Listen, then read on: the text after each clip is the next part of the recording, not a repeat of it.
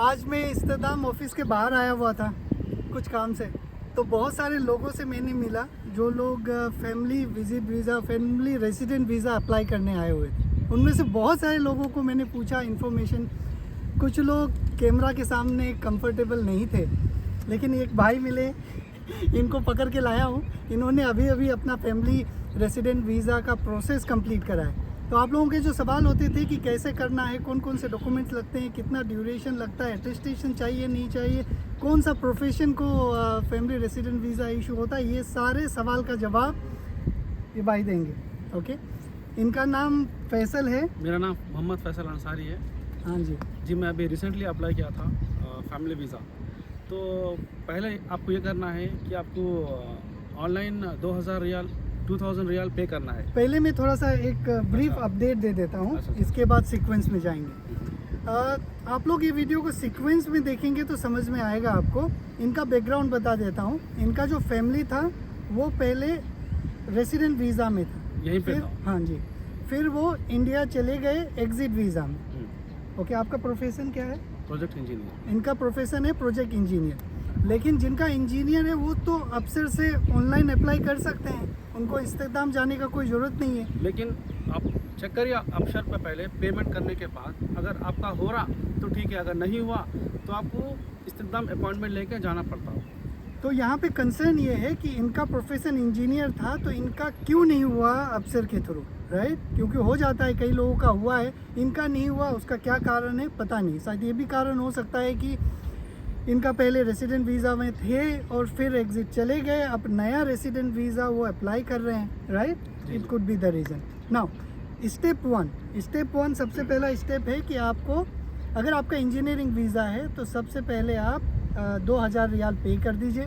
इसके बाद online apply करके देखिए। अगर ऑनलाइन हो रहा है वेल एंड गुड, अगर नहीं हो रहा है तो इन्होंने जो प्रोसेस करा है वो बाकी हर एक जो प्रोफेशन कैटेगरी जो एलिजिबल हैं उन सारे लोगों के लिए अप्लाई होगा। आपने पहला स्टेप करा, 2000 रियाल पे कर करा। ओके, वो रिफ्लेक्ट किया वो आपके अफसर में रिफ्लेक्ट करता है। Okay, great. ठीक है। इसके बाद आप डॉक्यूमेंट्स के सारे लिस्ट पहले बता दीजिए। डॉक्यूमेंट्स देखो, आपको मैं बताता हूँ।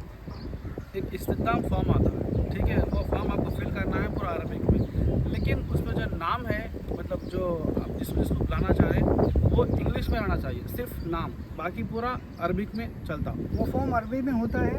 फॉर्म जो है पूरा अरबी में रहता है। आपके पास ब्लैंक फॉर्म है? हाँ, मैं आपको ठीक दे है, दूँगा। ओके, ठीक डन। है, वो बंदा आपको दे देता है। नंबर 1 ठीक है, इस्तेदाम फॉर्म, जिसको हैंड रिटन करना है या टाइप करके? हैंड रिटन करना है, लेकिन Handwritten। सिर्फ नाम इंग्लिश में लिखना है जिसको बुलाना चाह रहे हैं आप, ओके, और same as passport. Great. Number है। 1 और सेकंड उसमें कंपनी का लास्ट में कंपनी का नाम भी रहता, कंपनी का HR का सिग्नेचर प्लस स्टैम्प भी लाजमी है। अच्छा, वो फॉर्म में स्टाम्प करवाना है, चेंबर नहीं करवाना है? चेंबर नहीं करवाना है। ग्रेट। और ठीक पहला है, डॉक्यूमेंट्स हो गया वो पहला अरबी डॉक्यूमेंट वाला हो फॉर्म, गया। जी, जिसमें इंग्लिश में नेम होगा, बाकी सारे चीज़ अरबी में होंगे, कंपनी का स्टम्प और साइन होगा। दूसरा डॉक्यूमेंट? दूसरा आपका इकामा कॉपी चाहिए। इकामा कॉपी चाहिए। कुछ और- वैलिडिटी का भी कंसर्न है? 6 मंथ्स का है। ठीक है, फिर भी आपका कितना वैलिडिटी? मेरा तो भी है 5 महीने है, 5 ओके, चलिए 5 महीने वाले का हो गया है। हो गया। तीसरा ठीक है। डॉक्यूमेंट? और साथ में आपको ओरिजिनल भी कॉपी करना है, मतलब ओरिजिनल इकामा भी लेके जाना है, शो करना है खाली बस। कॉपी ऑफ इकामा एंड ओरिजिनल इकामा। ठीक इसके है। बाद और आपका सऊदी वीज़ा जो स्टैम्प होता है पासपोर्ट पे, हाँ। फर्स्ट टाइम जब आते हैं ना एक स्टैम्प, हाँ, उसका भी एक कॉपी रख लेना। अच्छा, ठीक ओके। है। और पासपोर्ट कॉपी है ना, पूरे जितने भी जितने भी डिपेंडेंट्स हैं आपको जो अप्लाई कर रहे हैं उनके लिए, वो सबका पासपोर्ट कॉपी चाहिए, फर्स्ट और लास्ट पेज?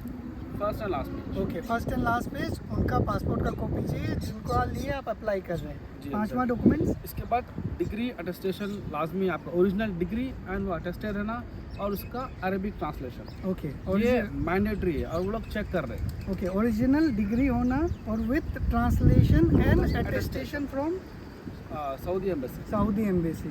और यहाँ पे मैं कुछ ऐड करूँगा कि कई लोगों का अपोस्टाइल वालों के बारे में भी सवाल है कि अपोस्टाइल वाले ले रहे या नहीं ले रहे। कुछ लोगों का ले रहे, कुछ लोगों का पता नहीं, कुछ और डॉक्यूमेंट्स की वजह से नहीं लिया होगा।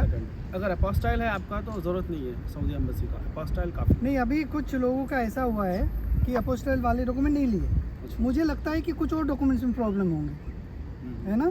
तो अपोस्टाइल वाले भी ले रहे, सऊदी अटेस्टेशन वाले भी ले रहे। ओके, ये 5वां डॉक्यूमेंट। आप कुछ मुफा के बारे में बोल रहे थे। मुफा का क्या है, अब वो लोग कभी चेक करते कभी नहीं चेक करते। मैं तो मुफा नहीं करवाया था लेकिन हो गया।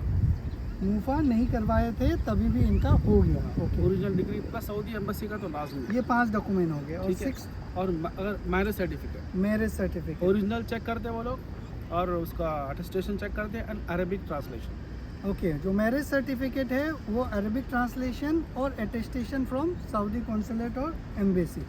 ओके, 6था डॉक्यूमेंट। और इसके बाद है बर्थ सर्टिफिकेट। आपके certificate। बच्चों का बर्थ सर्टिफिकेट है, उसका ज़रूरत नहीं है सऊदी एम्बेसी का, क्योंकि मुझे तो नहीं पूछे वो लोग और मुफा का भी ज़रूरत नहीं है। मैं सिर्फ बर्थ सर्टिफिकेट लेकर गया plus Arabic translation mandatory. Birth certificate का अटेस्टेशन नहीं लेके गए, बस अरबिक ट्रांसलेशन करके लेके गए, है ना। और जिनका यहाँ पे जो अरबिक में है ऑलरेडी, उनको ट्रांसलेशन कराने में कोई इशू नहीं। एग्जैक्टली। ये हो गया 7 डॉक्यूमेंट। ठीक है।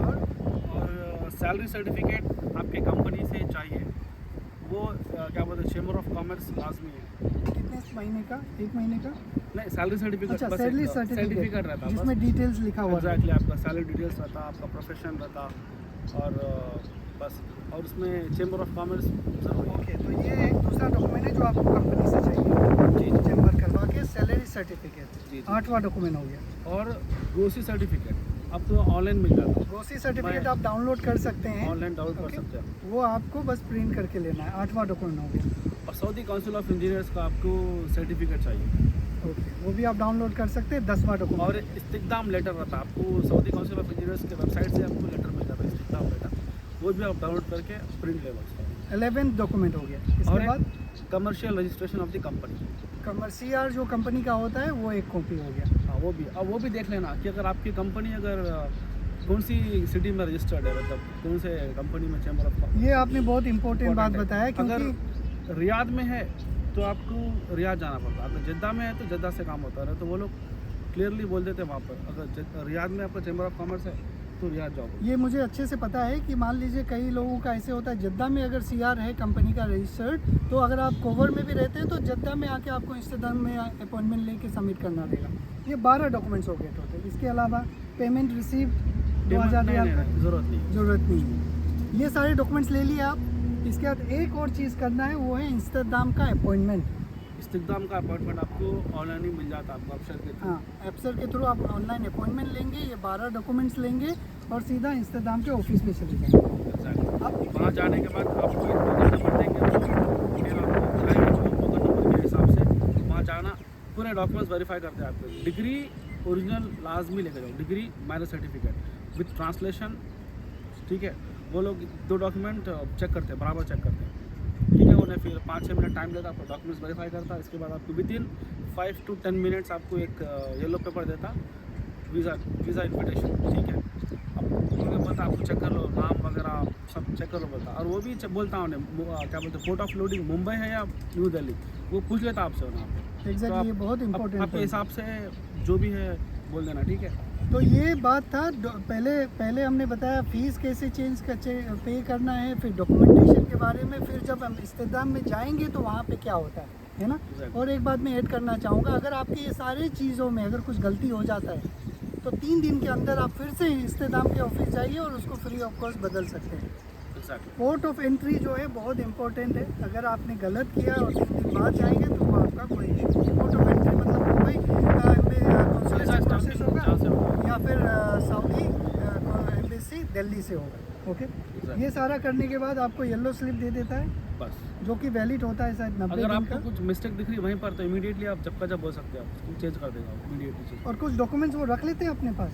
जो भी डॉक्यूमेंट्स आप देते हैं उनको, मतलब क्या बोलते हैं, जेरॉक्स कॉपी, वो रख लेते हैं वो, बस। अच्छा, कॉपी वो रख लेते हैं, आपको एक येलो स्लिप दे देते हैं। बस। वो येलो स्लिप को आपको लेके उसको कॉपी भेज देंगे इंडिया तो हो में जाएगा। बस। इसके बाद बस नेक्स्ट प्रोसेस है वो। इसके बाद आपको गमका करवाना है, वीएफएस में जो डॉक्यूमेंट्स है वो लेके जाने हैं।